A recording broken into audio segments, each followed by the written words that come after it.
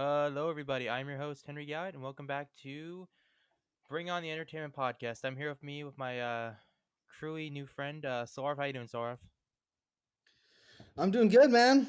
That's pretty It's good. a beautiful day. That's pretty good. Same here.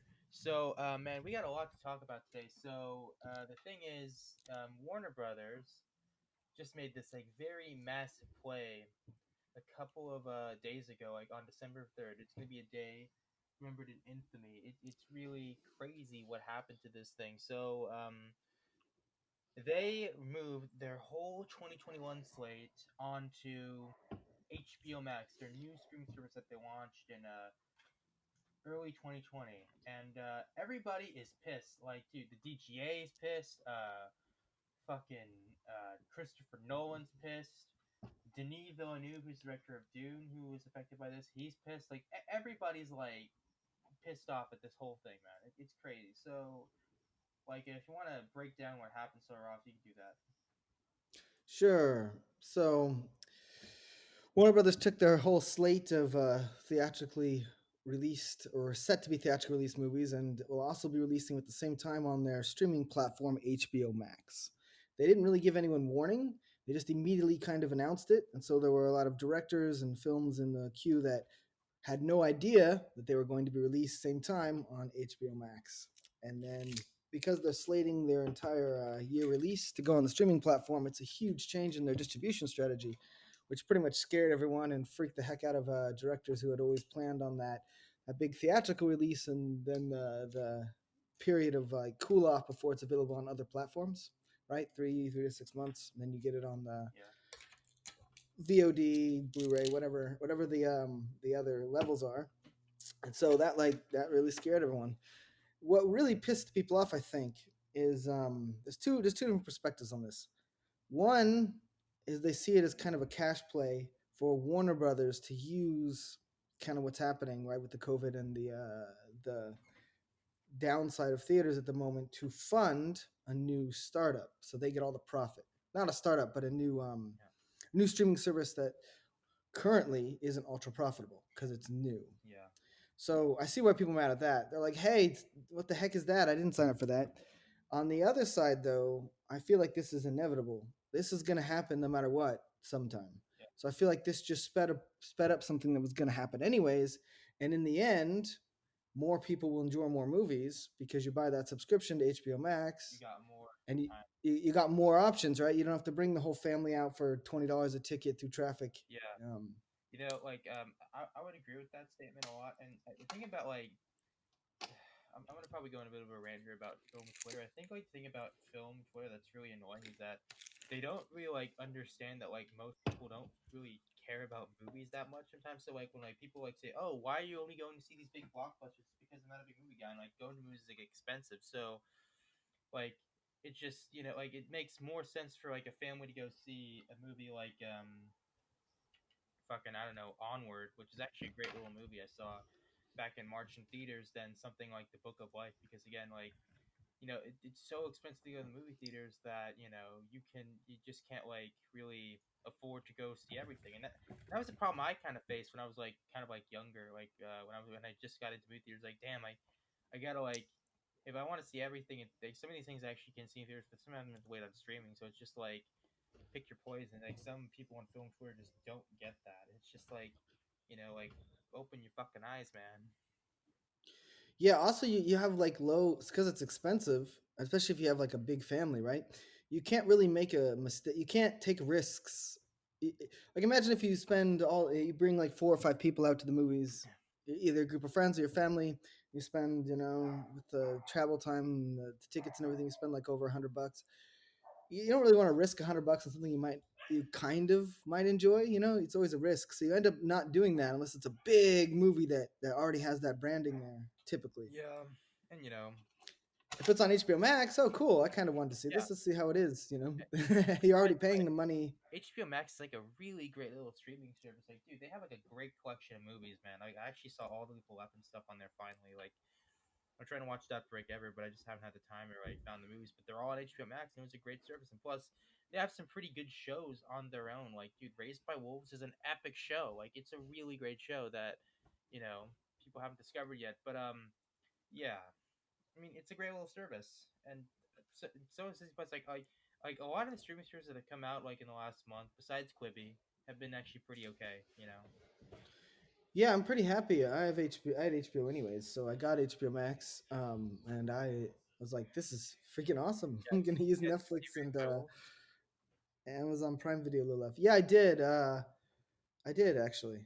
Not the whole thing, but I am watching that. It's That's a one of the great series little I'm show. watching. I mean, it's a little weird, but it's Ridley Scott there.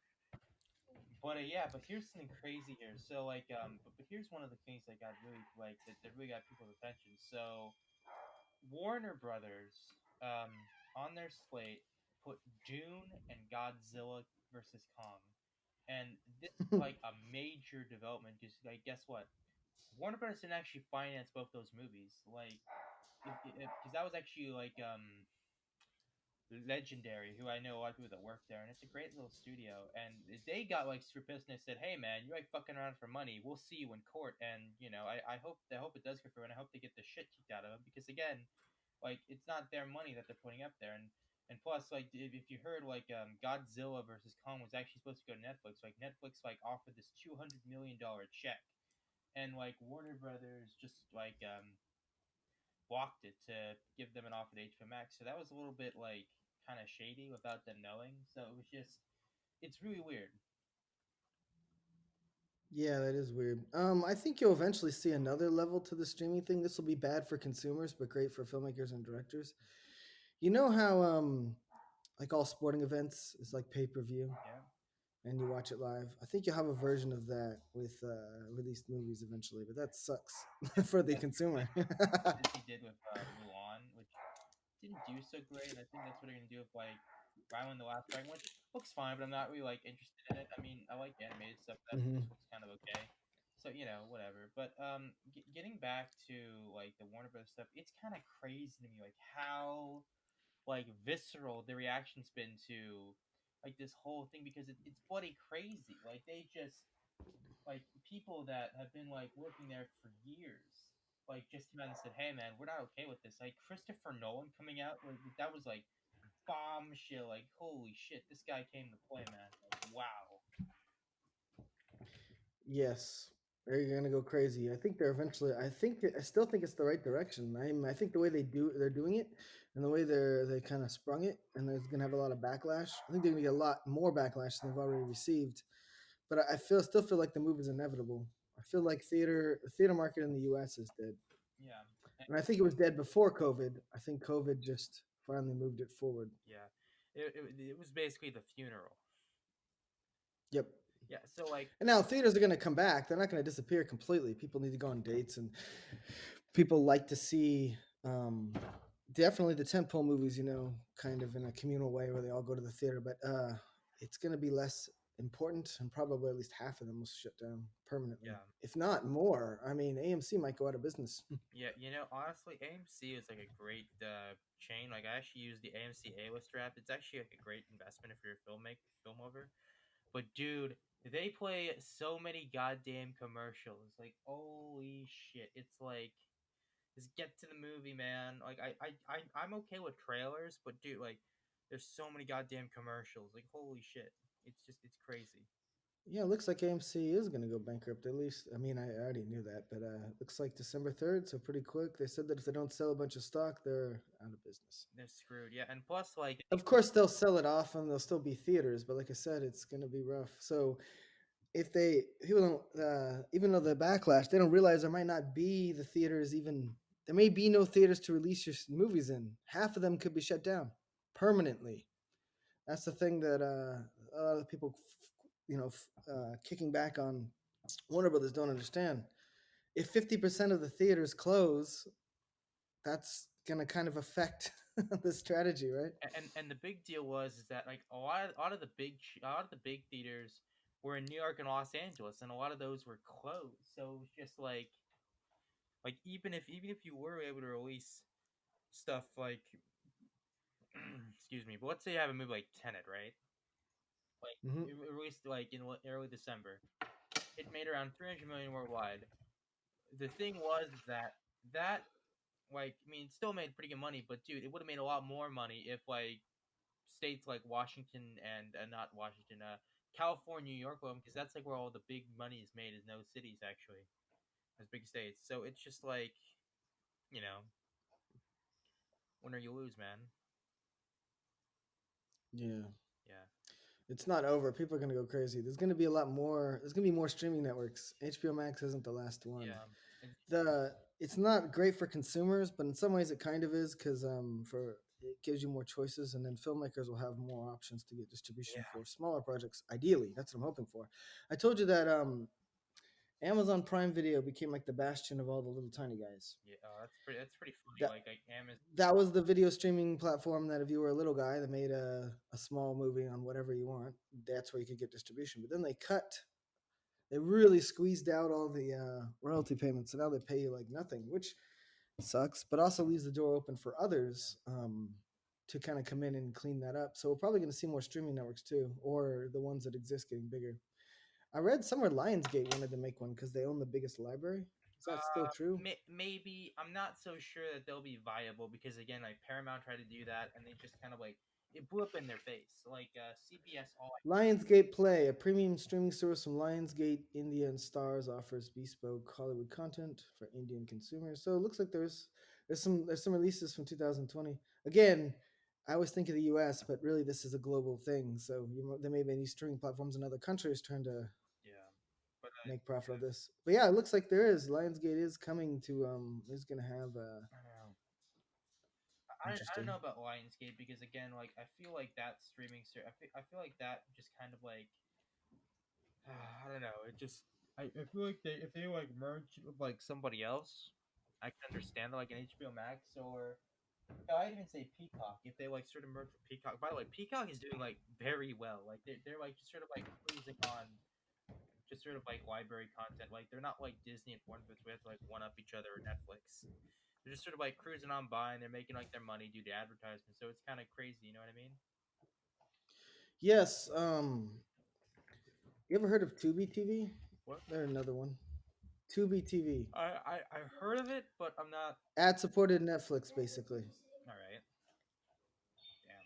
Damn. They're owned by Fox. Like They also have there's a whole bunch of these. Like I said, this is the era we're gonna get like 100 of these. But they have a lot of interesting movies on there. yeah, I've never heard of it. I mean, it's just crazy. It's kind of cool. But I got interested in them because they started accepting. So I'm interested, obviously, just like you, in movies and filmmaking, both as like a consumer of it. Like I love entertainment, I love movies, I love film, I love the content, and also as a creator of it. So I'm like, okay, what platforms are out there? Where platforms will accept smaller guys, right? How could I get on this? How would they pay me? What would that distribution look like? What would the contract look like? I'm not saying I always distribute all my own stuff, but I'm just interested, like conceptually, like what are the avenues to get your movie seen? yeah. So Tubi TV is actually owned by Fox Studios, I think, and they're growing like crazy. They're actually huge now, and they accept little guys, which is interesting. They're ad supported, Oh yeah, that's pretty funny. They actually have like the Tubi thing here. So wait. but they have some pretty big movies. You'll see like Girl with the Dragon Tattoo, The Illusionist. You'll see like there'll be a bunch of Hollywood movies in there, but they also have a good share with like Oh, it's independent actually little owned by guys. like So the Fox Corporation. It's not owned by Fox yeah. Studios. It's owned by like a separate like Oh, that's what I meant. Sorry, oops, not not the 20th studios. Century Studios. That's like a different thing. Yeah, Yep. we'll probably talk about the Disney thing in a little bit there because there's actually a lot to dissect there. You know. Yeah. You know. But yeah, it's kind of crazy. Like just like there's so many streaming services. There's so much to consume. Like I'm always getting like kind of like pet peeve of people saying, "Oh, there's nothing to watch with superhero movies and stuff like that." It's like, dude, like that's bullshit. Like there's like so much shit to watch and consume like everywhere. We are like gushing like out of stuff there. It's crazy. Just it's always I have an interesting thing to mention yeah. that specifically relates to theaters going away and different premium streaming networks becoming more popular. I was talking to a guy in the industry, a director, producer, writer, had a bunch of credits, 20 years in the industry, trying to start his own Netflix type thing. Not excited about his company, so I'm not even going to mention him or his company. But he said something interesting. The first time I heard this from someone directly, he said features are dying. He's like, it doesn't seem like it now, He's like, but if you look at the watch time of people on the networks like Netflix and stuff, he's like they consume in a lot. They consume series, even mini series, like a lot more. Yeah. And so, because they're trying to get as many watch hours as possible, that there's going to be a huge demand for even limited run series and less for features. And so, his advice to new filmmakers or little guys was to not even make features anymore, but make a limited run series. Yeah, actually, I think that's kind of like pretty good because again, like I think like miniseries are like way better than like features to be perfectly honest with you because again, you can like flesh out the characters more, and as long as you have a good story here. And by the way, I actually got somebody else coming onto this stream here too. His name is David. So we'll just he'll come on and I'll introduce him in a bit there. But yeah, that's pretty interesting because again, like you remember that new show that came out a couple weeks back called The Queen's Gambit from Yes, I've not HBO? seen it. That was like a phenomenal like show. It's great. I saw The Undoing, which is a limited series on HBO Max. The Queen's Gambit, I've not seen it yet. Yeah, yeah, it's true. And yeah, it's kind of crazy. It's just stuff like that. But yeah, yeah. So he should be coming on here really quickly here. Yeah. So he's this guy's from London. Like I talked to him a little bit. It was pretty cool. So yeah, let's just keep talking here. So like anything like so like I want to ask you something here. So like what do you think of this whole like so like which movies were you excited for from this HBO Max slate? And do you think like Legendary's like lawsuit can actually like sort of like derail Warner Brothers plans to put like Dune and Godzilla on? Because I think it can actually be I think it could derail like one of the tentpole movies, yeah. like those two you mentioned. But I think I think they're gonna win the war. They might lose that battle, but they're gonna win the war. I feel like this is inevitable, and the COVID just brought it about early. Yeah, and which one are you looking In forward to on the the most? Like, cause I was actually looking forward to like Dune the most because that one actually had like a great director to it. Like Godzilla versus Kong had kind of had a mediocre director. It had like and Wingard who did like Death Note, like he did the Blair Witch movie in 2016. It wasn't very good, you know. I'm interested in. I like Dune. I think I'm interested in Dune because I remember the original, and I always I like kind of like that moody science fiction. Yeah, it's pretty creative, Um, you know. I'm also looking forward to some of just the superhero films, like Wonder Woman on Christmas Day. Sounds really stupid, but I'm looking forward to that. The Or it 1984 actually, aesthetic. I've Yeah, heard a lot of people I know have actually seen it. It's gotten great reviews and stuff like that. So that's something. It's kind of it's just sort of like how do you do that though? It's kind of crazy. But yeah, dude, James Gunn's Suicide Squad that was like a big shock because I think I was actually looking forward to seeing that in the theaters though, and you can technically do it, but I don't think theaters are gonna like support like movie that type of thing because again like you know I think they're dead, man. I don't think theaters are going to come back anywhere near what they are now, and I think AMC will go out of business. yeah So although everyone's all mad about it, I'm like, you should be happy they got a different solution. yeah that is Imagine if they didn't have a good solution, half the theaters were closed. You'd just be screwed. Less people would see your movie. yeah yeah okay where is this guy here keep it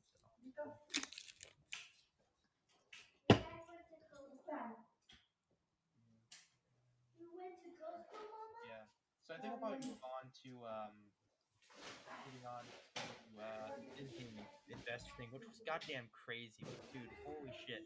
Talk about bringing down the house, man. Like, holy shit! Like they came to play, man. Like, my god. Like they. I won't lie. I mean, I watched the whole flower thing, and some of it, I'm gonna be honest with you, it was just kind of crazy, but it was a pretty good event there. They announced a lot of stuff. I mean, like the Marvel and Star Wars stuff, yeah, was pretty exciting. But dude, some of the FX, like you know what FX is? It's sort of like it's sort of their new HBO. Like, Hmm. damn, like I'm excited for Noah Hawley's Alien show. Like that to me sounds pretty baller. You know? Yes, I know.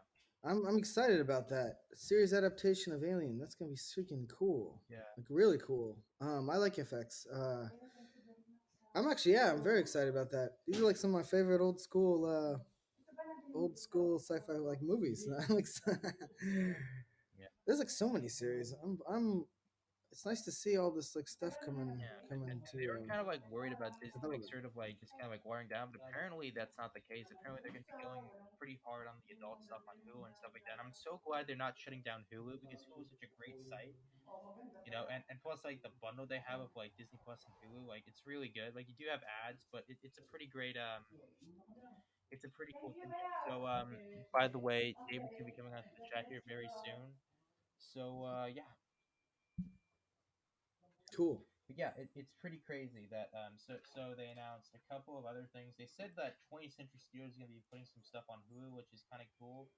Like that'd be kind of nice, so they can sort of like make, you know, get the indie guys more into that. So if you make a movie for 20th Century Studios, you can like, you know, get pretty good payments for that because they make a lot of money there. And surprisingly, I've heard they treat their filmmakers actually okay, you know, for some of the brand stuff. Like look at Taika Waititi, like he made Thor Ragnarok, and he's got like a bunch of TV shows and a great hit movie that he made last year. So you know, it kind of pays if people saying, "Oh, you can't sell out," but it's good to sort of like make big IP films first, and then just sort of like go make off your own thing. It's sort of how you do it. And I know like a lot of artists hate that, but again, you got to play the game to like win, man, right? Yep. Yeah, you know. But yeah. Speaking of some of the other announcements, so they announced some new Pixar stuff, which I was actually kind of intrigued by because you know, I mean, Pixar this year I think it's probably been their best year so far. Like they released two features, Onward, which I actually loved, and Soul, which looked fantastic. I'm really looking forward to that one. That was actually like that's actually like one of my most anticipated like Christmas movies. I'm probably gonna watch that one first and then Wonder Woman. But yeah, it's a great um it's a great little short, and they showed this like 4 minute clip of it. It was like really good, and they have this new film starring Chris Evans called Lightyear. It looks pretty fun. It's a space sci-fi film. It looks very intriguing. Like I'm very excited about what they're gonna be doing with like all their stuff here. And here is David right now. How you doing, David? Oh, just one sec here, guys. Just give him a sec. David, you there? Hey, David. Okay, just give him a sec here. Yeah. So it was that was pretty interesting and stuff like that. So it was pretty good. But it was when they announced the Star Wars and Marvel stuff. It was like, holy shit, they came to play. So they announced a bunch of new shows. They actually had like a free trailers for fucking like low key Falcon Winter Soldier and WandaVision, and they all looked surprisingly like pretty like risky and stuff like that. They're more risky for Marvel. I like Marvel movies, but you know, like movies like Captain Marvel and Wasp were kind of like dipping, and I was kind of worried that they were just gonna sort of like you know kind of dip in quality. But dude, these actually look pretty damn good. So, do you have any thoughts on those, Soroff? Yes. I don't think I don't think Disney is quite as like, I think it's more edgy than people give it credit for. I know they go with the main tentpole and they try to keep the big brands like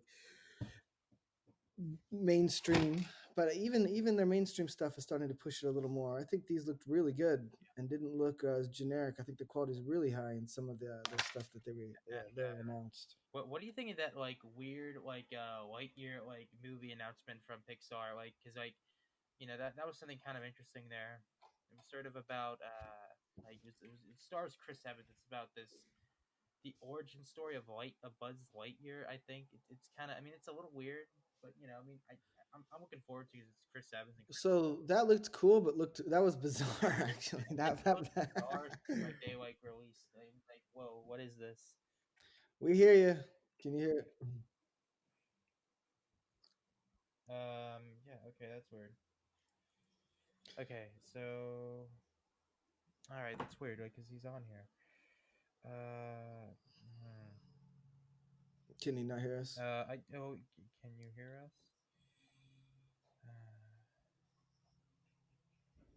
All right. Sorry about that, guys. Like I know, like he's a pretty cool guy. So like I think when he comes on, I think I'll give him like his quick thoughts on the whole like Warner Brothers thing and you know stuff like that. Yeah, it's crazy. So yeah, I'm just keep talking about the Pixar stuff and the Disney and stuff like there. I'm just gonna focus on this for a little bit, so you know. What thing excited Sure. you the most exactly out of the whole like Pixar, Star Wars stuff like that, Marvel?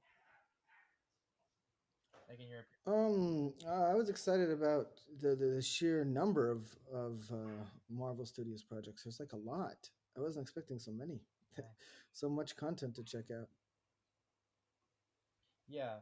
Actually, you know what? The Falcon and the Winter Soldier. You got Guardians of the Galaxy Holiday Special. You've got Blade. You've got what other stuff they have? They had a bunch of stuff. Hawkeye, the Eternals. Yeah. So much stuff in development. And you know what was like the biggest announcement for me was like that Fantastic Four one.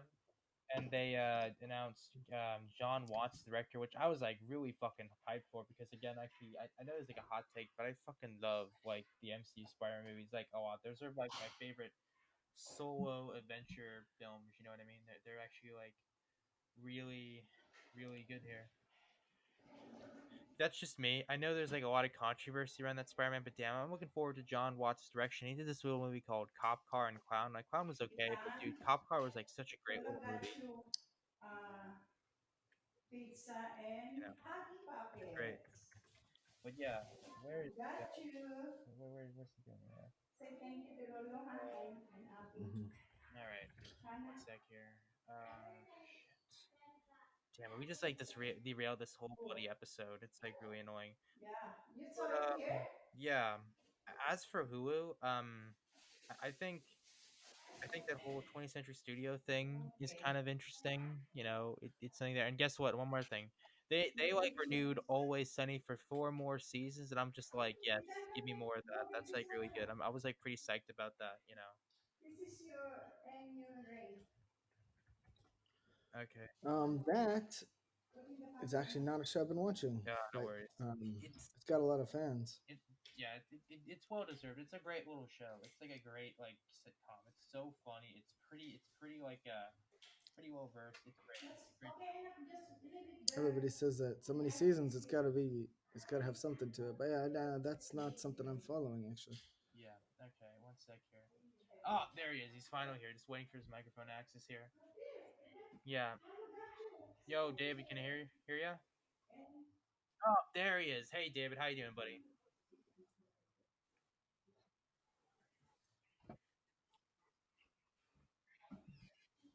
So, introduce yourself to the whole chat here. The 5 people that are watching this. Oh, yeah, a little bit quiet. No worries. So, who are you, David? Like, what stuff do you do exactly? Just introduce yourself. That's all you got to do. So I'm full time working, but as a hobby, I Yep. have my own podcast called E Place Yep. Podcast. Yep. Um, you can find me on YouTube and the major podcast channels. And I'm just a film enthusiast and TV, and have been pretty much my whole life. Yeah. Big Great Marvel to hear, fan, man. big DC fan. Yeah. So, like, anyway, so I'm just gonna get your like quick thoughts on the whole like Warner Brothers thing. Like, what do you think of that? Like, how do you think they handled this? And do you think because like again, like you and Sora have like different opinions on this. So, like, what's your major thoughts on the whole thing? Uh, as a consumer, Yeah. um, in the UK Yeah. specifically, I feel a little bit cheated actually. Really? Yeah, because over here we don't have HBO Max. They have a deal with Sky, and personally, I'm not a big fan of how Sky uh, charges you for their service and just pretty much their entire Yeah. business. So, So, can you actually like explain that? Because like me and like Sraffer in the U.S. here, and we get like the services because they're U.S. based. But like for you, like the how you get these like sites are through like certain like second party channels, right? So like let's say like Disney Plus, it has Star Plus like somewhere in India and stuff like that. mm, So it's sort of like that. You know what I mean? yeah. So Sky here is like your cable package over here. Yeah. So you pay for your TV, and then you get like a whole of other whole load of other channels. They do have a streaming service, but for their movies is something like just their movie service. So you don't get any TV. That's £20 um, uh, a month, which works out to about $16, $17, on top of another £7, which is about another $5, Hmm. and that's not including sports. Um, Yeah. so I actually try to use a VPN so I can get hold of HBO Max, Yep.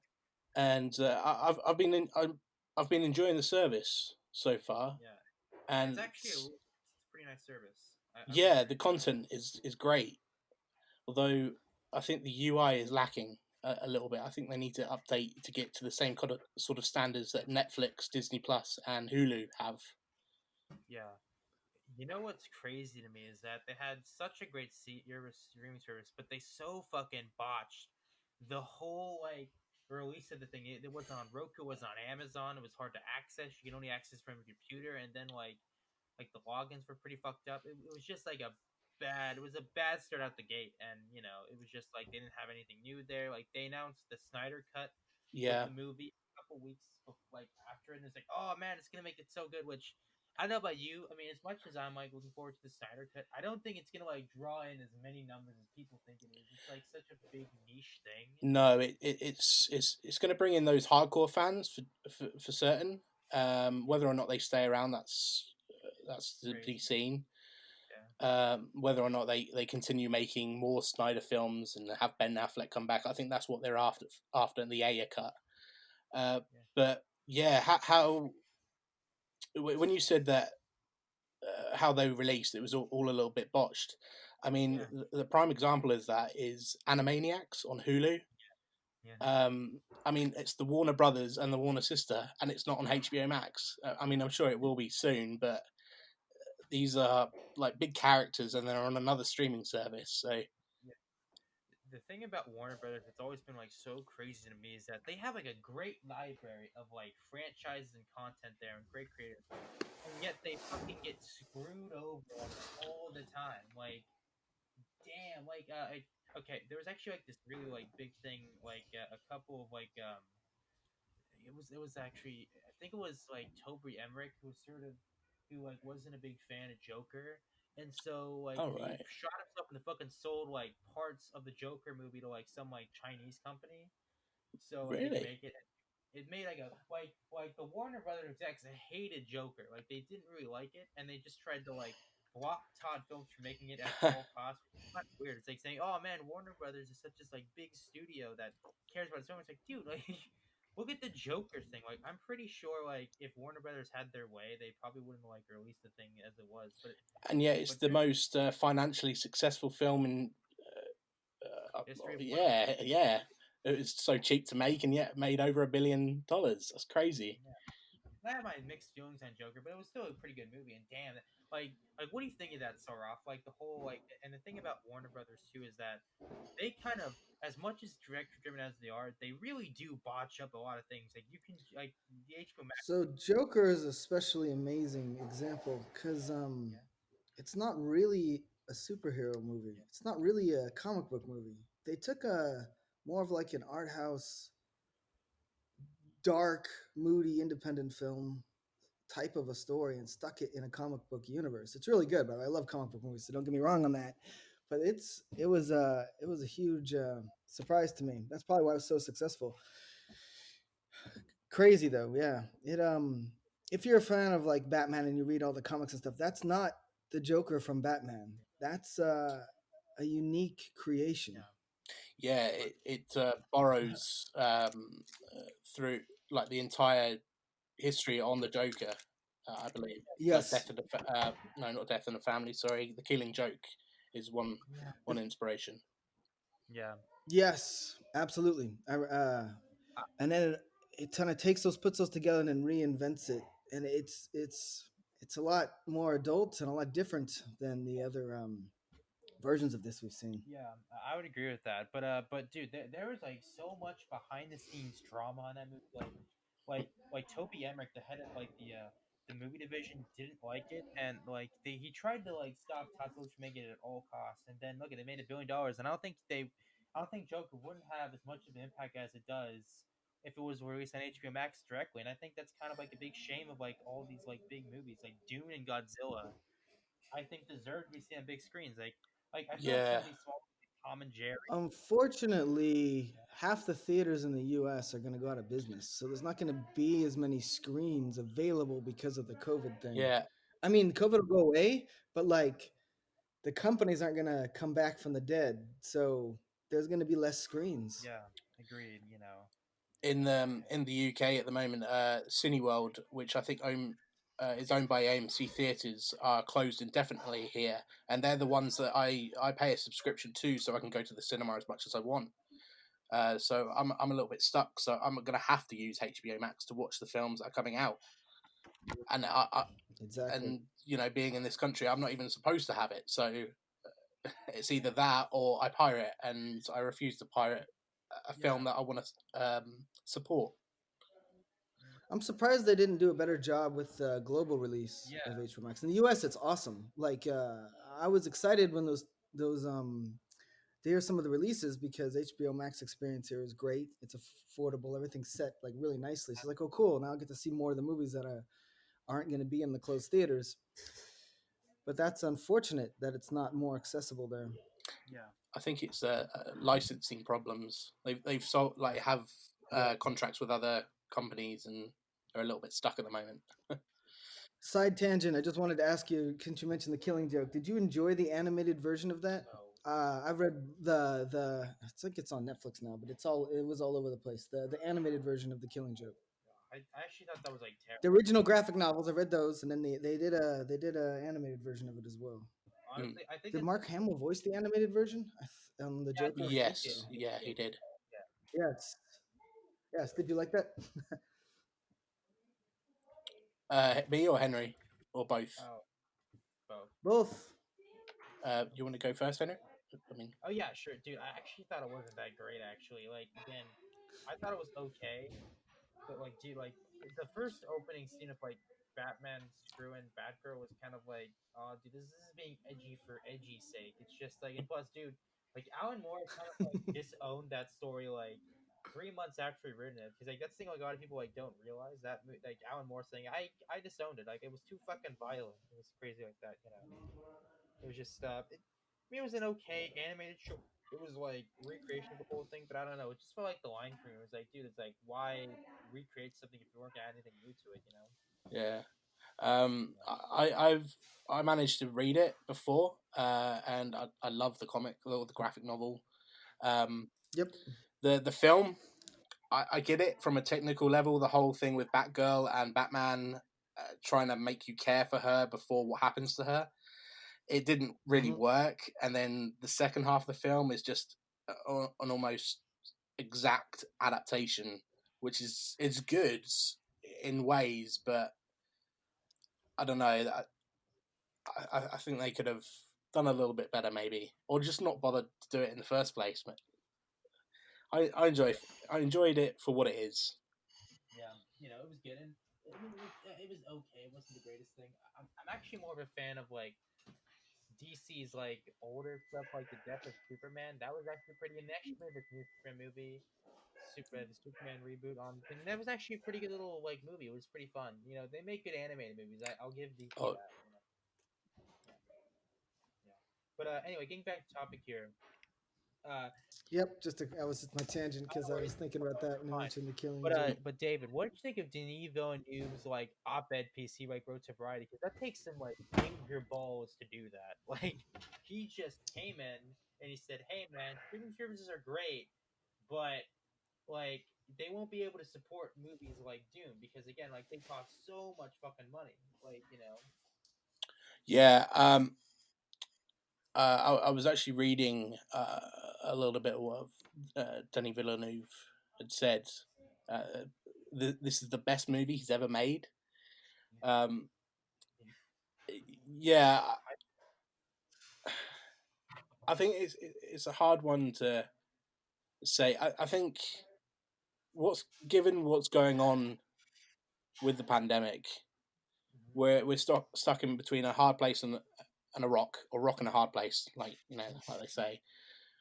And I think Warner Brothers just wants to get the films out, rather than have another year like 2020 and keep pushing them back. I think they want to set a release date, and that's the date, and that's when it's going to be released. How they could have done it though, how they could have announced this with everybody that's involved, they could have done it a lot better. You know, come to the directors and the studios like they did with Wonder Woman 84 and do it Yeah, on a film to film basis rather than just say, "Oh, this is what we're going to do for the year, like it or lump it." yeah. So that was pretty crazy because that's what Disney did. Like out of all places, Disney kind of like went to like all the like big like all the like the things said, hey, we're gonna release this on streaming services, and that's okay. And a lot of them said yeah, and they did a lot of that with like And I was talking about this earlier with like Sora that they were sort of talking about this with like Ryan the Last Dragon. That's gonna be like a premium date one where it's, you can pay for it on Disney Plus and also go to the theaters to watch it. So that is interesting. But dude, like the way Warner Brothers went about this whole thing, because I'm not against them putting stuff on streaming service. I actually think a lot of these movies like Tom and Jerry, Space Jam, like those belong on a streaming service. I'm sorry, like a lot of those movies are gonna be good, but again, like I feel like the Suicide Squad, Matrix Four, Godzilla versus Kong, Oh, definitely theatrical releases. That those are definitely theatrical releases. And dude, I really hope Legendary like kicks this shit out of Warner Brothers and says, "Hey man, these are our movies. You don't own these entirely." But I think they're like I think they knew they were gonna get this, but they found a loophole in between there because like AT&T ain't that stupid, you know.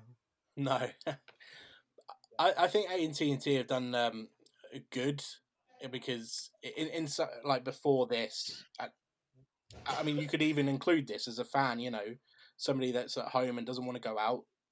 People are really excited that this is going to happen. yeah. Um, Fine, it's fine if they are. I think the whole thing with them wanting to announce that was to get ahead of the curve because they knew that another studio was going to do the same thing, and I think they're just trying to make news for themselves. Yeah, but dude, but damn, like plus speaking of other studios, damn, dude, Disney came out a couple of days ago and just released so much news, not just Marvel and Star Wars, but like stuff around the world. And I was actually pretty excited about it. I mean, I actually have stock in Disney, and Oh, I saw all the stuff they like showed.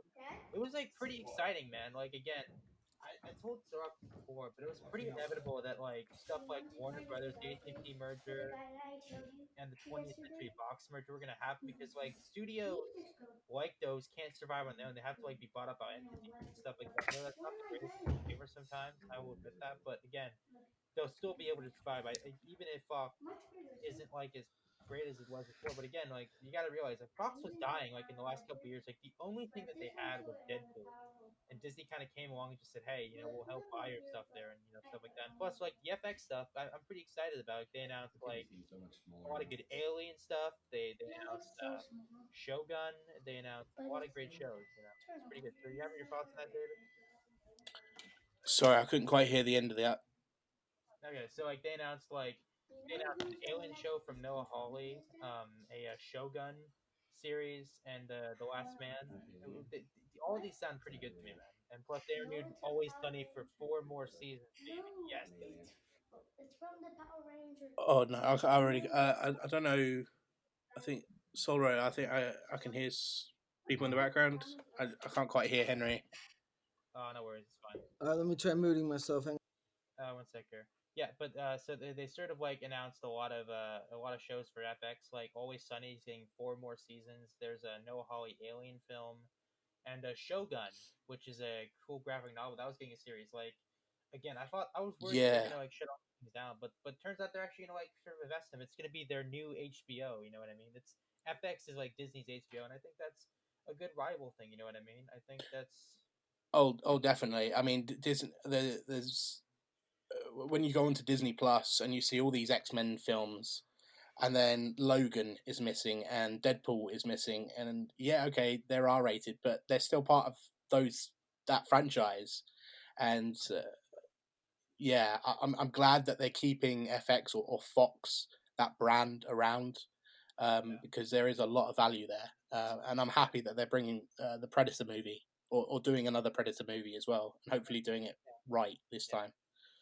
And plus, Yes, I'm very excited about that. I hope they keep the adult aspects and yeah, get it get it right. That'd be amazing. I'm pretty optimistic about the Disney the Fox property stuff because again like they're gonna like keep like 20th Century Studios alive by putting like a lot of their movies onto streaming, like a lot of their small movies like Ready or Not or stuff like that onto streaming services, and I think it's a pretty good thing. I mean, hopefully they'll like keep like the bigger directors like the French Dispatch in theaters if people, and again if people want to see those in theaters, they have to like support them. You know what I mean? Like that's the one thing that's really annoying about like talking about like original films. Like if you want adult content in theaters, you have to go support it. It's just like that's what Scott Mendelson told me a lot. It's like, dude, like it's weird. The most controversial thing I've said is like if you want the movies you want to see in theaters, you have to go support them. Like Mm. it's that double standard. It's just like people saying, oh no, like why is there not many adult movies? Like because like you don't go out and watch them. It's just come on, like a two plus two equals four, guys. You know what I mean? Yeah, the Nice Guys is one of my favorite films in recent years, and that's an R-rated film. Didn't actually do very well at the box office, which Yeah, is and plus it was like unfortunate. really like botched too because again that was a Warner Brothers property. They like put in like dead middle of May Mhm. if like a pretty low like marketing thing. It's like yeah, what did you think was gonna happen? Like just put like you should at least like put in that like in like March because like they could just like a couple like weeks before Batman v Superman because then you would have had a fighting chance. But they just kind of like dropped it in May and just said oh hey fuck it, let's see what happens, and that just happens there. But getting back to the Disney stuff, but dude, they a lot of the I was really excited that Hulu was like not being shut down too. That was something I got there. So yeah. Anyway, Sarp is dropping off here. Nice meeting you, Sarp. It's great. Yeah, Yep, awesome. Always love talking movies and talking filmmaking, especially. But movies are yeah, what drives all of yeah. that. And hey, man. So Sarp, where can people find you on your YouTube channel? I'm the only Saul Roth. So if you look for Saul Roth anywhere, SOL space ROTH, you'll find me. Yeah, YouTube, you can watch my movies on Amazon Prime Video. I'm all over the place. So there you go, if you man. look for Saul Roth, you'll find me. There you go, man. Have a good one. All right. Okay, thank you. You too. Good Yeah, speaking to you. cool.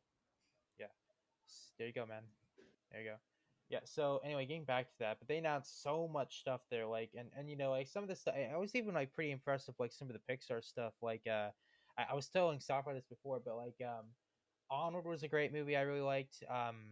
And Soul looks like phenomenal, and they just have like these other like small little like services and shows they're gonna be putting on there that I'm pretty excited for. You know, I know I'm like 21-year-olds and I'm not supposed to be in animation, but I can't help myself. Animation is something I'm pretty fascinated by, and Pixar is like one of the ones I'm kind of looking forward to. I'm not a big fan of like Disney animation, like the classic ones, but like Pixar, I'm pretty much on board with. You know, so that Oh stuff yeah, there. But definitely. Pixar yeah, is a whole other league on it in its own. You know, I mean, I'm older. I'm 28, and I still watch Looney Tunes and Animaniacs on the Warner side, even Scoob. Um, yeah, I don't know. You know, when it comes to family films, they just have to look good or the right kind of humor to get my attention personally. yeah. There's But no shame in enjoying them though when you're older. there you go. There you go. But one of the craziest things that was kind of weird to me is that like Pete Docter, who like replaced John Lasseter, like I looked up a lot of his movies. He's actually done like probably some of the best Pixar films. Like he did Up, he did Inside Out. I was like, dude, like Oh a wow, lot of his yeah. films are like stuff that I'm like big fans of. That's crazy, and like he's the head of Pixar. It's like I think it's in good hands, man. Oh And you know definitely. yeah, and so like, dude, but they announced this like Cars series, which I'm looking forward to because I actually got a soft spot for those movies. I mean, but there Really? the craziest one that they announced was this movie called Lightyear. It's about the human Buzz Lightyear. I mean, the premise I'm not gonna lie sounds kind of weird, but it's starring Chris Evans, and I'm a big fan of Chris Evans. Like he was great in Knives Out, and it looks Wait, pretty good. it's a live action or it's animated? It's an animated movie about the real Buzz Lightyear. It's not based on the. It's not a Toy Story spin-off, but it's about Oh yes, there was an animated show back in the 90s, I believe, that yeah, had the same kind of premise. yeah, I remember watching that actually as a kid. It yeah. was fun. You know, it was crazy, like all that stuff there. But yeah, it looks pretty good. It has like a pretty cool director to it. It sounds pretty good. But getting on to the Marvel and Star Wars stuff, like the Marvel stuff was pretty interesting. Though I do feel like I feel like the Ironheart and the Armor Wars thing should have like been merged into like one show. Like I don't think they need two of those. I think. They're the only. couple that I'm skeptical about. Uh, Yeah, yeah, I'm more interested in uh the What If, the animated What If show, yeah. and oh, what was the first? Loki, WandaVision. Yeah, Loki. Loki was the one that I was really excited about. Um, It looks pretty good. They seem most of them look pretty good to my view. I think Falcon and Winter Soldier one looks kind of like the weakest, but it still looks fine. But it just looks like more like a generic like Captain Marvel or Marvel yeah, series. But but honestly, I think I mean like if it can like sort of like pull off the Winter Soldier vibes, I think it sort of like work out pretty well. But it's all about like how they like execute. But Loki looks surprising good. And that was like one I was like least looking forward to. I and was like, oh god, this looks kind of like meh. But I'm still unsure what the Loki show is actually going to be about. Kind of like yeah, One Division. There's a lot of ambiguity in the yeah, trailer. Um, Speaking on the Falcon and Winter Soldier show, though, Kevin yeah, Feige actually on the stage he said that it was more like a film split into 6 episodes, yeah. which And I is kind of got the vibe from that though. I got a very interesting vibe out of that. It looked like your basic Marvel like the Winter Soldier, but it had mm, like and plus like here's something else that's kind of weird. Like if you like compare like the Disney Plus showed side by side to like the Marvel cinematography in the movies, they look way better. It's weird. Like they have like the thing about Marvel movies that's really kind of weird is that like I like a lot of them. Like I think they're pretty well movies, but like the look of them are just like kind of ugly. You know what I mean? uh, You know. yeah, generic. I think is Yeah. a more But like accurate the description. shows look like actual like they have like color and stuff like that, and they're like sort of like expanding their like viewpoint. And again, I like a lot of them. Like I mean I think the Spider-Man movies are like my favorite MCU films, but I'll get into that in a bit later. But like I feel like it kind of happened with like the Russo brothers. Like they sort of like the raw, dreary look of them kind of just like painted into everything else, and it just kind of didn't work as well. But And I think that extends from Winter Soldier, and which that works in that film because it's a a spy noir, maybe yeah, not really noir, but yeah, definitely a spy thriller.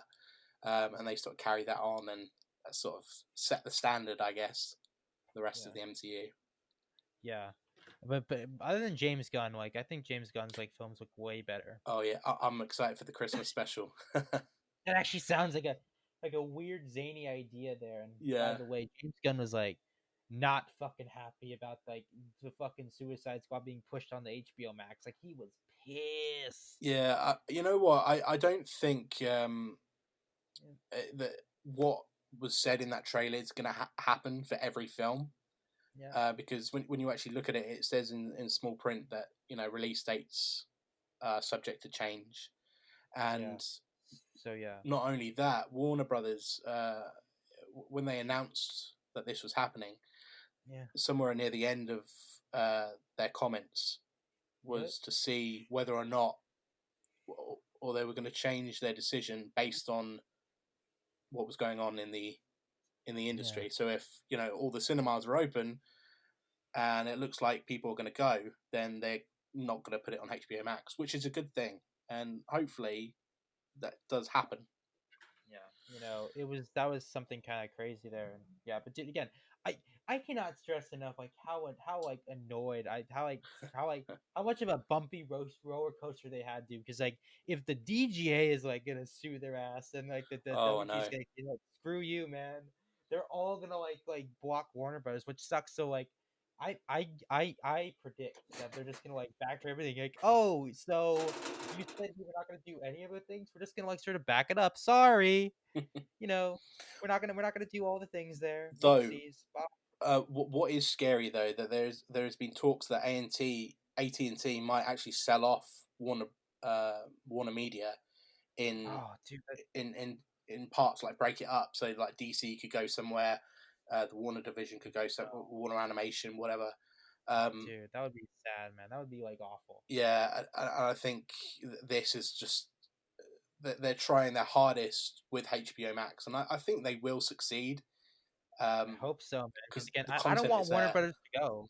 No, Warner Brothers is like a great studio. yeah, I mean, they are actually my favorite. um, They're up there with like Disney, like as like one of the most famous studios. Like again, Like if there are like two studios I want to survive, it's those two. And like, dude, Mm. Warner Brothers, I would be so disappointed if like if they botch this whole HBO Max thing, it's game over for Warner Brothers, and that sucks, man. That absolutely blows. Yeah, I know what you mean. I Yeah, don't, fingers crossed that they don't. I have confidence that they are growing.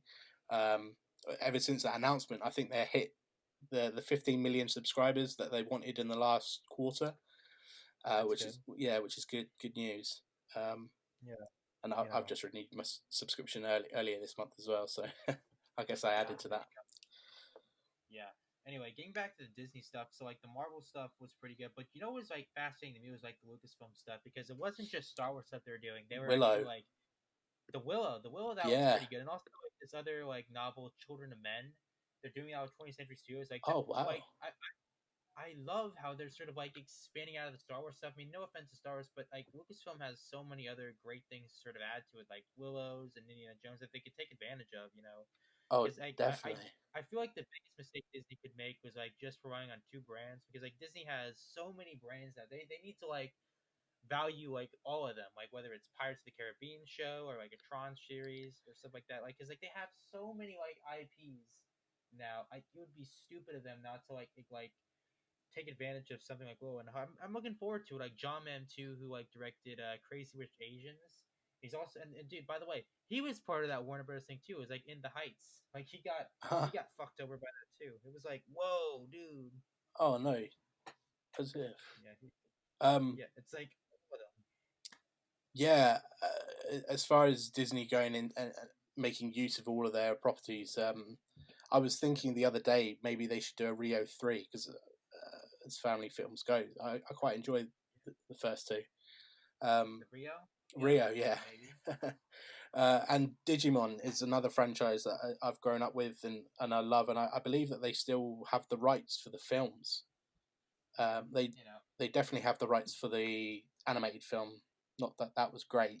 It was sort of a cut and paste over here. Um, but yeah, uh, I mean, just the fact that Disney are now going in, they're supporting Fox and FX is great news, and even yeah, you having know. an adult content on Disney Plus.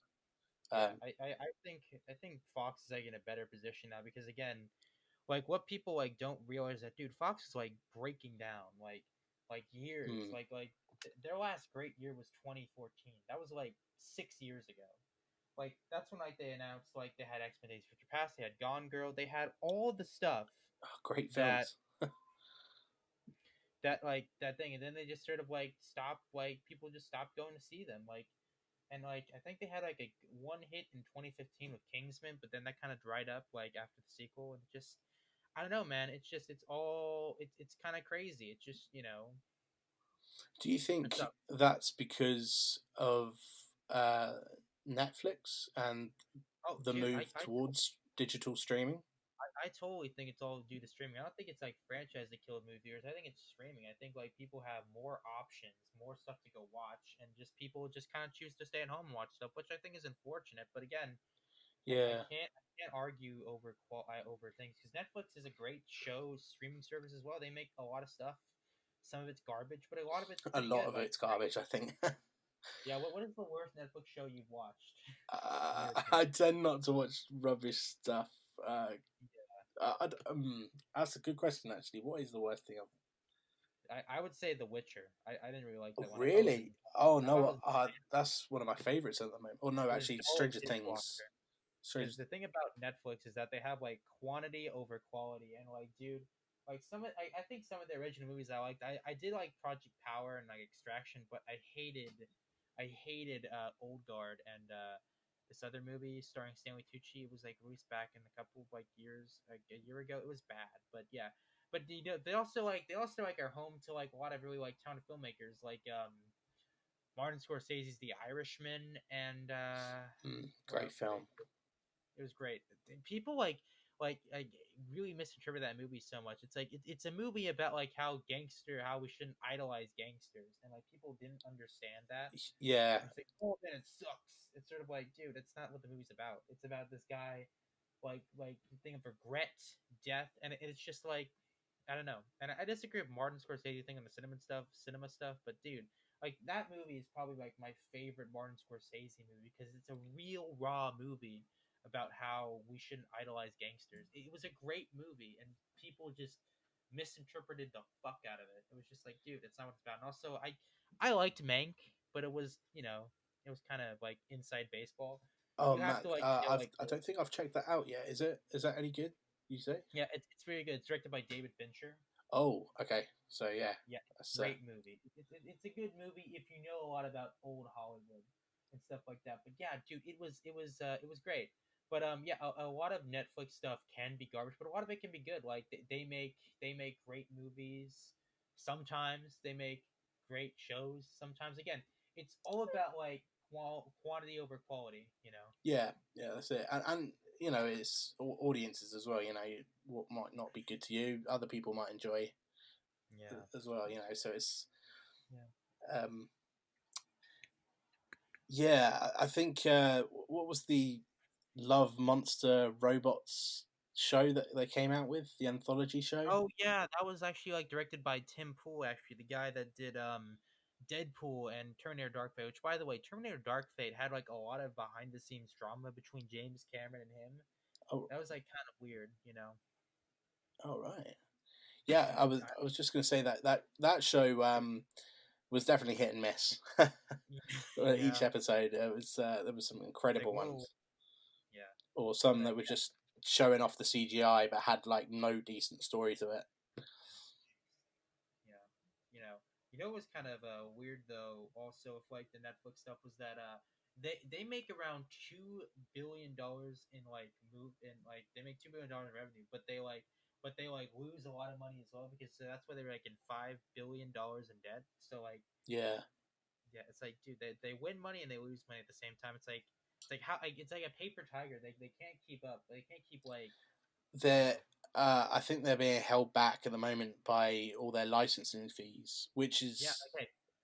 But that actually is going to go away soon because again, The Office is leaving December 25th. West Wing is leaving December 25th. They're like yeah, basically Netflix's like biggest caliber thing, and this must like fucking like keep them awake at night. Is that a lot of Netflix's like big content is like stuff that they don't own. Like mm. that's like Friends and The Office and Big Bang Theory. yeah, they all are leaving, which is like crazy. That it's ginormous. You know what I mean? Yeah, and they're owned by Warner Brothers. Yeah, owned by Warner Brothers. Like again, God, I just I've again I'm not. I've been seeing a lot of advertisements for Rick and Morty for HBO Max as well. Like they're Yeah. really pushing it for like certain people that want to watch these shows and have to subscribe to this platform to get it. Yeah, Which is it's crazy like how much bullshit like happens like over the course of like two I don't know, but yeah, again, like I think HBO Max needs all the help it can get because damn, they are putting like so much like they have to put so much energy into it to like sort of like burst it out because again, like AT&T is like $105 billion in debt because they bought Warner Brothers, which I think they overpaid like massively. yeah, just a It was tad. crazy. It was crazy, but I, I guess like they saw the potential in it, and I think if they keep going on the way they do, I think they are going to pull it off. yeah. So long as they're not going to get sued for huge amounts of money. Do you think like people like Christopher Nolan and Denis Villeneuve's like relationship with Warner Brothers is done? Do you think like it's over for them, or do you think like they can maybe like sort of like eke something out? Maybe. Well, I mean, after Christopher Nolan's comments, Yeah. what was released on Blu-ray? Yeah. Tenet. Tenet. Yeah. So half of me thinks that just the fact that he said it was news about Christopher Nolan, and then people type in Christopher Nolan, and then Tenet comes up, and it's like, bad news. There is no bad news in Hollywood, only Yeah. news, and that Yeah. sells. Yep. So You know. no, I don't think their relationship is done. I think they've still got a contract, or if they Yeah. still do have a contract, like if Nolan does have a contract with Warner Brothers, he's still Yeah. gonna be making those films. And but Yeah. by the time that contract goes up, Yeah. like ends, somebody else could be in charge of the company, and Yeah. by that Yeah. time, HBO Max could be successful, be Yeah. even better. Same with Denis Villeneuve. He's supposed to direct the second June film. Yeah, Um, I hope that happens, man. Because again, like Dune looks so good, oh and like yes, if they like botched like dude if they like botched the marketing campaign like they did with like Blade Runner 2049, I'm gonna be like, dude, come on. Like Denis Villeneuve makes great sequels and stuff like that. He's like a great filmmaker, and be he's careful what you my make him. favorite at the moment, Yeah, definitely. yeah, Um, See, now Blade Runner is a funny one because the actual first one wasn't a critical success. Oh, no, not critical. It was a critical success. It wasn't a financial success. Um, and I wish that the sequel was, because that was my favorite film of that year. yeah. It was a Um, great movie. though I do believe that June's got a different kind of footing because it already has this massive fan base from the first film, Mhm. um, and the books, and the cast of this new film is It's good. amazing. Yeah. I think just the fact that Jason Momoa is in there, I know a couple of female friends that want to go and see this film just because he's in it. And plus Oscar Isaac's in there as well. But you know what's Yeah, kind of interesting though was like Patty Jenkins like reaction because you could tell she was like very pissed off about it. And guess what? She is directing a new Star Wars movie called Rogue Squadron. I know. I saw that. I'm so happy. That's Luke's squadron as well. Yeah, Rogue's, it was crazy. yeah, Luke. That's Luke's squadron in the A New Hope. So I'm really Yeah, happy about that.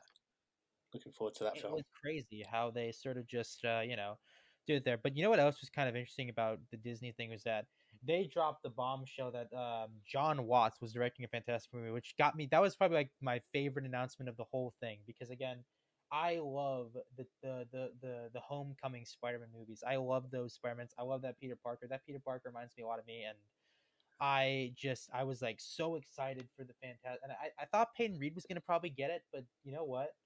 I think they made a good choice with John Watts because I think he's like Marvel Studios J.J. Abrams. Like he's really good at reviving old films, old series and stuff like that. And I think he did a great job with Homecoming. And I'm looking forward to the Fantastic Four movie. And plus, there was a big news that they weren't going to recast Chadwick Boseman, which I agree with. I think that's a good thing. I think Yes, yeah, I agree. Um, there was no way that they could have recast him. It was yeah, That'd have been too yeah. disrespectful. And dude, like it's just like learning about like how he died though. That was like just the fact that he told Heartbreaking. nobody about it. It was really bad to see. And plus, like his latest movie on Netflix, I would dare say, The Five Blood was like my favorite movie of his. The Like it was Five so Blood. good. I need to The check that Five out. Blood. It was Spike Lee. It was a great movie. It was so good and just like it hit so hard. Like I watched it the day he died and was like, "Damn, this is like way more heartbreaking now that he's gone." And it was a great movie. I loved it. It was phenomenal. Like again, Netflix has had like a great year so far with like films because they made so many like great movies this year, like The Five Bloods. Aren't It they was going to great. be setting records for Oscars this year? Because Yeah, because there's most films nobody have else been from that. Yeah, there's not most. gonna be. I mean, like they have. I mean, Chloe Zhao, who directed this movie called Nomad's Land, is like has that movie is coming out this year, and I heard it's really good. And plus, she's also directing like the Eternals, so that's good. I mean, again, I feel like the thing about Marvel right now is that they're trying to get like the more big talent, like Sam Raimi's Doctor Strange, and you know, I'm not too excited for the Eternals. I've got to say. it's Um, Chloe Zhao directing it. She's a pretty great director. yeah, I mean the talent's there. I'm just not so sure on the actual story or the story or the characters. Yeah. They've just never really interested me too much, but So it just they could it's surprise me. all about the first trailer, but yeah, I think we got enough Disney stuff right now to serve. And plus, I, I think Disney kind of like saved the theaters because they said okay, Black Widow, Shang Chi, all the movies from our brands, a lot of them are going to be like theater experiences, which I think is a good thing. I think it cheapens Black Widow's like thing if it's released in streaming and stuff like that. And plus, they set a new date for Free Guy, which is a movie I've been looking forward to for fucking ever. It's the one with Ryan Reynolds.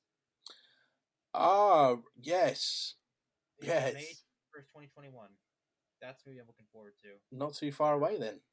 Yeah, it's just I again like I just think that whole Warner Brothers thing just like really just dropped a bombshell, and I think they just botched it, and I hope they do better there. But yeah, so you got any like final thoughts about all the stuff before we wrap up, or you good? Um, yeah, I think that the decision to release it on HBO Max on the same day is actually kind of stupid. Yeah, As as a consumer, yeah, awesome. Or a consumer at least with HBO Max, awesome. Yeah, I'm gonna be watching most of these films. Dune is one film that I'm gonna fight tooth and nail to get to the cinema for, because yeah, that is the one film I believe deserves that kind of respect. I'm sure all the others do as well, but I'll just see how it goes. But yeah. with the HBO Max thing, I think that they should have at least had a window, at least a 2 week window where they release it in the cinemas, kind of like what they're doing with Wonder Woman internationally. Yeah, It's and plus it's Universal as well. Like they made a deal with AMC to sort of like basically like a 90-day window and well, stuff like that. do you know what's I find funny? AMC kicked off about HBO Max's or Warner Brothers' decision, and yet they were the one that made Yeah, the decision with Universal to shorten the window in the first place. So yeah. the fact that they did Well, that is kind of why Warner Brothers did what they did. yeah. Oh shit, that's right. So like basically it's them. They have nobody to blame but themselves. They sort of like Exactly. Yeah. cracked the wall there. So it's sort of like a yarn. It's like unravels. Like it's like holy shit. Yeah, because Like I tend to watch John Campion now and again, and he was one that addressed it in a like, couple of weeks or a week ago, and it was a very good point. But yeah, hopefully going in the future, I think it will happen in 2022 that we will see more HBO Max or more releases on the streaming services. yeah, But hopefully we will have like an exclusive cinema window. So you want to go yeah. and see these That's films, just you a see shame them 'cause, properly. like that's such a shame because I don't want to see Matt Reeves Batman like on the fucking streaming service. I want to see that in the theaters. Yeah, yeah, me too, definitely. But for them, it's a good idea to put it on the streaming sooner, but at least even just for a month, to get all the other people to watch it that didn't want to go to the cinema, because there'll Yeah, always be that audience. yeah. So I would agree with that. And one more thing, what do you think of the whole Disney announcement stuff? Were you do you have any final thoughts on those at all, like as a whole? I've actually just been catching up today. My initial reaction though was it kind of feels like an oversaturation of Disney, Star Wars and Marvel stuff. Yeah, But then when I started to go through the list, it was like, okay, maybe there was one or two shows that they don't have to do, and they're just doing it for the hell of it. But yeah. most of the I would agree with that. announcements actually sound really good. So Yeah, that's kind of my thing. I feel like some of those shows could have like been merged into one show. Like I feel like the Armor yeah, Wars, the thing there were pretty good. And plus, I don't know about you, but I'm a really big fan of like Lucasfilm, like sort of like expanding their other IPs because again, they need they can't just rely on Star Wars and Marvel, and they don't have to. They have like way more properties that they can do, and plus the Alien show of Noah Hawley, the Fargo guy in Legion, I'm like super pumped for. Like that to me is going to be like a big thing for FX, and hopefully, hopefully they can sort of like utilize like the Fox properties that need reviving. Because I don't know about you, but I feel like Predator and Alien could like definitely like be good if like they give it to the right people and they don't fuck it up. Like the oh, last Predator movie definitely, they did. Yeah, so yeah, I think, and plus they're not getting rid of Hulu, which is great because again, I love Hulu. It's a great streaming service, and they're gonna like utilize it. That's great, you know. yeah, definitely. I only picked up Hulu a couple months back, and whilst I couldn't quite afford HBO Max, Yeah, and it was a nice change of pace actually. It was, yeah, you had Smallville on there, and Sons of yeah. Anarchy, and a Okay, whole bunch great. of other shows are great. Those are all FX. So yeah, pretty good. But what was your favorite announcement from the Marvel and Star Wars stuff? Because for me, it was the Patty Jenkins thing and this Mandalorian spinoffs. For me, it was the Fantastic Four and the Fantastic Four action. was a big one, definitely. Yeah. Wait, do you like the director choice or not? Yes. So, like what you were saying with Homecoming, Yeah. one of the biggest strengths about that film, I think, is the sense of family. Yeah. Even though I didn't love the fact that it was Tony Stark, Yeah. uh, I understood why they did that because they didn't want to do the whole Uncle Ben thing again. But yeah, Yeah. the strongest thing about that is family, and also, the daughter of Vulture, and Yeah.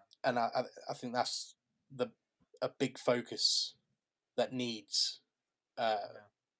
that needs to be a focus in Fantastic Four. They are a family, and hopefully that's what drives that film. Yeah. So I'm excited. Yeah, and plus, I think the other thing that I was pretty excited about was, I think the thing that they another final. This is the last thing I'm going to say about it was, was it? I think WandaVision and Loki look phenomenal. I think they're going to be starting taking risks finally. I think Marvel can like sort of like experiment a little bit more on this Disney Plus streaming service. And I was actually looking forward to that Nick Fury show with like Ben Mendelsohn and Samuel Jackson because I think both of them are Oh pretty. yeah, the Secret Invasion. Yeah, I've been waiting for that because I thought that's what Civil War was going to hint towards, but they never did. but yeah, it looks pretty good. Yeah. You know, Um, yeah, just talking about Wonder Woman, Wonder Vision, just quickly. yeah, Um, they're actually characters that I didn't really enjoy very much in the Avengers, yeah, but these trailers have actually got me more interested in the characters than those films ever did. So I'm excited to see just yeah. how they're going to expand and build upon these characters, make them. Agreed, Yeah, agreed, my man. Yeah. So anyway, that's it for this episode. Thank you, David, for having me on. thank you for For having me. Of course, man. Because again, I love talking to you, man. You seem like a pretty cool guy, and so Roth, who was actually I'm working on a script with him. Like it's pretty fun. It's gonna be a great thing here. And thank you, people, for watching. I know it was a bit of a mess, but damn, like, we talked a lot about like the big industry stuff like that, and hopefully you got something out of this. So thank you guys for watching. Thank you, and have a good rest of your day, guys. See you around. Thanks. Bye bye. Bye.